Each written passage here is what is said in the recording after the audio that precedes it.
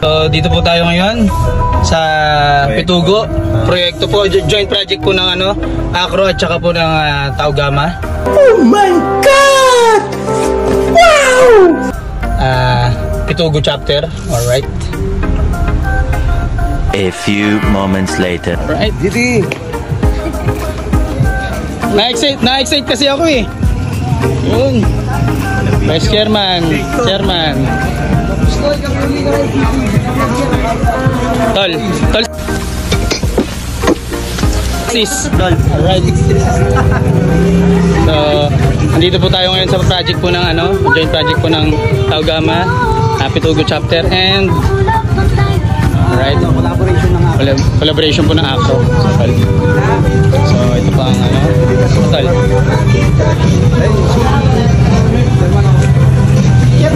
Sis Ardiberto. Salute. Yes po, yan. Good afternoon po.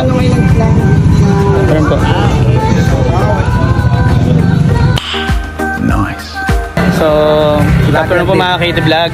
Ngayon, joint project po ng Pitugo chapter. Kasama po natin ang chairman po ng Makati Grand Rincon Council at chairman po ng Makati National Council po ng Acro dito po sa Makati. Si Kuya Obet. Kuya Obet po. Naman. Wow. Wow. Pwede video. Brad.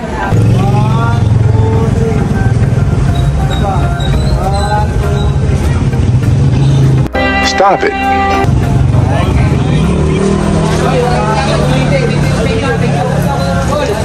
Wait for it.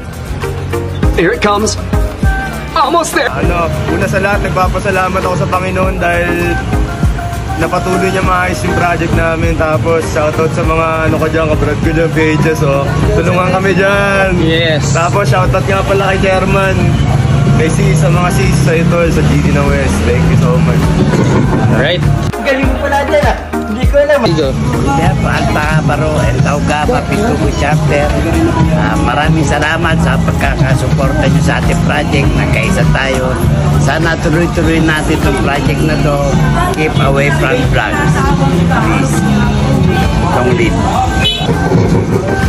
Maraming salamat sa bumubuo ng project ng Taugama Pitugo High School chapter at ang Acro National ng Makati National Council sa joint project nila na feeding program dito sa Isla Verde.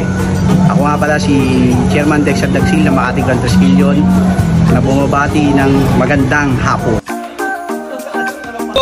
Pitugo High School chapter, Makati Grand Rincon